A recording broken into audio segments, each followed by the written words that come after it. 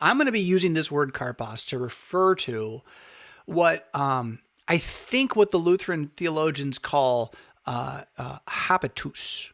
Habitus.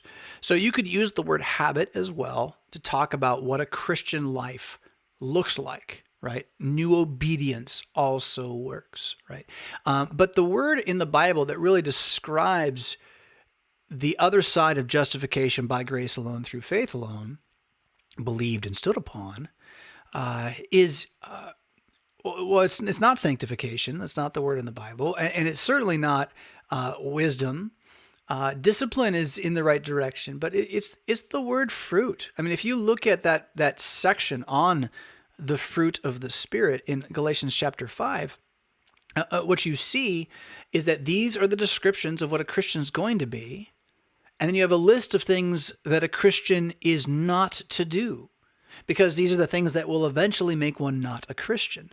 But it's not that you have a list of things for Christians to do: peace, patience, kindness, goodness. That's not a list of things to do. There are things that will need to be done with those karpos, those disciplines, those bits of wisdom, those understandings of the designed order's ultimate good and mercy. There is stuff to do with it, but the thing itself, the karpos, the fruit, this is not something that you actively make. It's something that's given to you via what Lutherans would call it word and sacrament, right? I talked earlier about the inspiration of the Holy Spirit from the scriptures to you to fill you with the scriptures themselves. So in the karpos world, right? In the world in which all humans are producing habits, habitus, lives, vocations, fruit, the Bible's pretty clear. There's good fruit and there's bad fruit. And I told you about karpos kakos, and it really is that good. I mean, it's like, yep, it's kakos. Kakos. No, it's bad, yeah. So it is just like that. Karpos kakos, what is bad fruit? And so then what is good fruit? And rather than spend a bunch of time trying to learn how to say good in Greek this morning, I want to give you some Latin instead, because what good is a habit of prayer without the liturgy? And the liturgy was born out of the Latin church. Oh, I'm sorry, Greeks, you too, but for us in the West, it really was. Lutheran tradition really is. So it is what it is. So the difference between karpos and karpos kakos is the difference between benediction and malediction. Benediction versus malediction. Latin root words. Malediction technically is English, but it's not exactly not Latin, because benediction is, and benediction is also then liturgy as Latin, and a part of the liturgy you know well.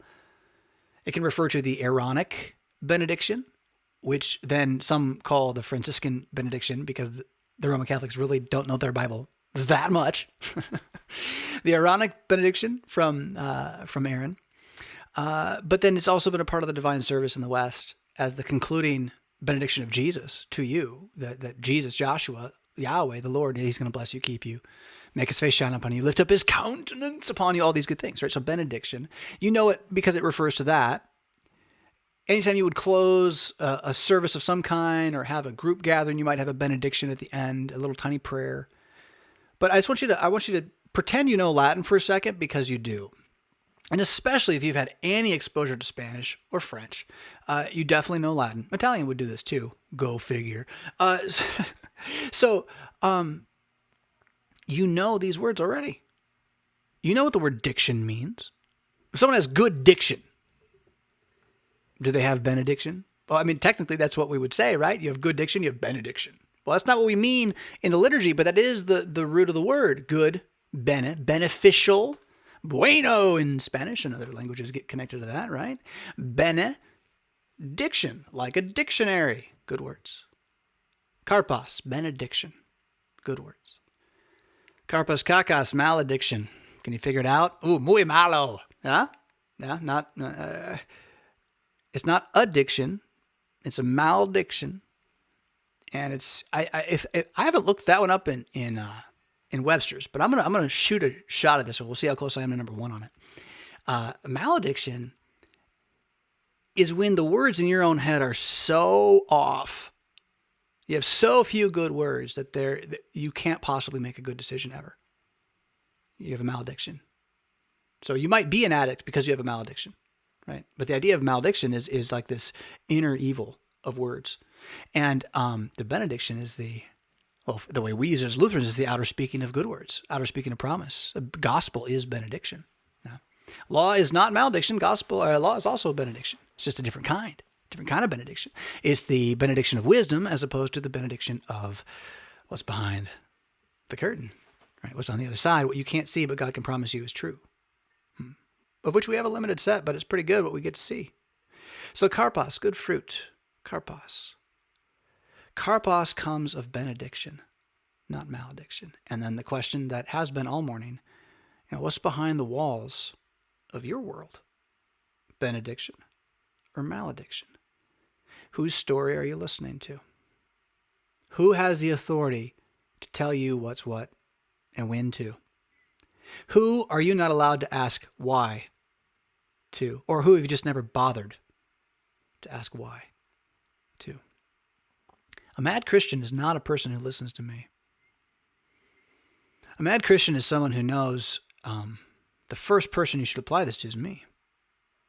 And then from there together, not alone, but according to the word, the benediction, we try to make a little more good fruit where we are. I'm here, you're there. The network lives. Do we want to use it? I think we should.